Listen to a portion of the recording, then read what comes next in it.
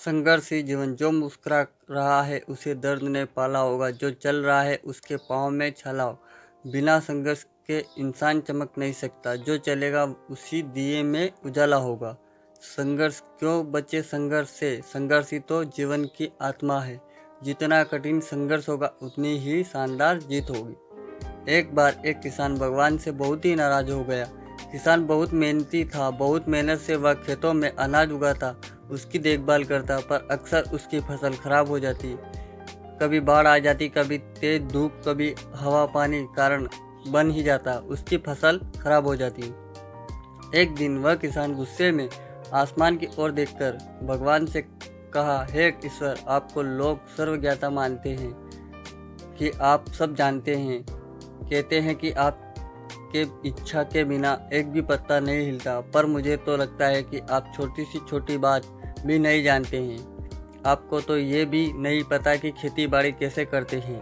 अगर आप जानते होते तो हर समय जो बाढ़ आंधी तूफान आते हैं वो कभी नहीं आते।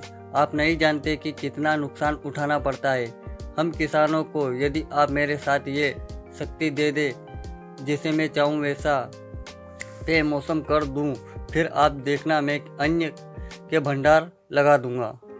भगवान इस किसान के तीखे वाक्य सुनकर मुस्कुरा रहे थे और वह किसान के सामने प्रकट होकर बोले, मैं आज से तुझे ये शक्ति देता हूँ कि तुम अपनी खेतों पर तुम्हारी जैसी इच्छा ही तुम वैसा मौसम कर दोगे। मैं बिल्कुल भी दखल नहीं दूंगा, तुम्हारी इच्छा से सब कुछ होगा।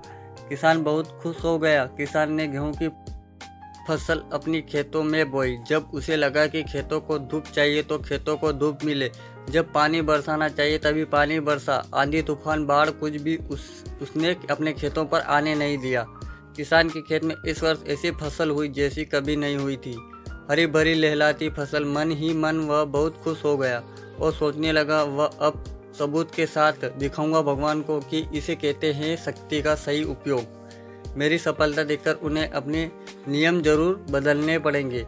कुछ दिन गुजरे, फसल कटने को तैयार हो गए। किसान बहुत उत्सुकता के साथ फसल को काटने लगा, पर जैसे ही उसकी नज़र गेहूं की बलियों पर गया तो उसने अपना सिर पीट लिया और वह रोने चिल्लाने लगा। गेहूं की एक भी बोली के अंदर गेहूं का दाना नहीं था।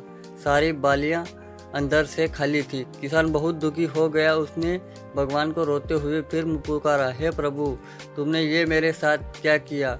तुमने मुझे कोई सजा दी? भगवान बोले, पुत्र, ये तो होना ही था। तुमने पौधों को संघर्ष करने का मौका ही कहाँ दिया? ना तो तुमने उन्हें आंधियों से बुझने दिया, ना तेज बारिश से सहने दिया और ना ही धूप से तपने दिया। एक भी चुनौती का सामना तुमने नहीं करने दिया, इसलिए सारे पौधे अंदर से खोखले रह गए। जब आंधी तूफान, तेज बारिश और धूप पड़ती है तभी से पौधा अपने अस्तित्व को बचाने के लिए संघर्ष करते हैं और इसी संघर्ष से एक बल पैदा होता है जिसमें शक्ति होती है, ऊर्जा होती है और उसी ऊर्जा पूर्ति तेरे गेहूं के दानों की तरह जो नहीं फूटी। तूने उन्हें कठिन परिस्थितियों से गुजरने ही नहीं दिया जहां उनके अस्तित्व का जन्म होता। सारे बालियां इसीलिए खाली है, इनमें एक भी गेहूं का दाना इसलिए नहीं है क्योंकि तुमने अपने पौधों का संघर्ष कराया ही नहीं। याद रखिए, स्वर्ण में श्रवणीय आपदा तभी आती है जब वह आग में तपने लगने और हथौड़ों से पीटने जैसे संघर्ष से गुजरता है। इसी तरह यदि हमारी जिंदगी में कोई संघर्ष ही ना, कोई चुनौती ही ना हो तो हम भी गेहूं की बलियों की तरह खोखले रह जाएंगे। कोई अस्तित्व नहीं होगा हमारा। विपरीत परिस्थितियों, चुनौतियां, समस्याएं वो हमें और अधिक निखारती है। यदि जीवन में कठिन परिस्थितियों और चुनौतियों आए तो घबराना मत, बल्कि सामना करना, विश्वास करना कि आप और अधिक निखर जाओगे और अधिक मजबूत बन जाओगे। किसी ने कितना सही कहा है कि जिंदगी जीना आसान नहीं होता, बिना संघर्ष कोई महान नहीं होता।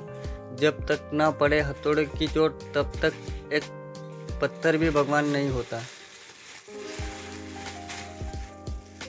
कहानी अच्छी लगी हो तो लाइक, कमेंट और चैनल पे नए हो तो सब्सक्राइब जरूर करना। धन्यवाद।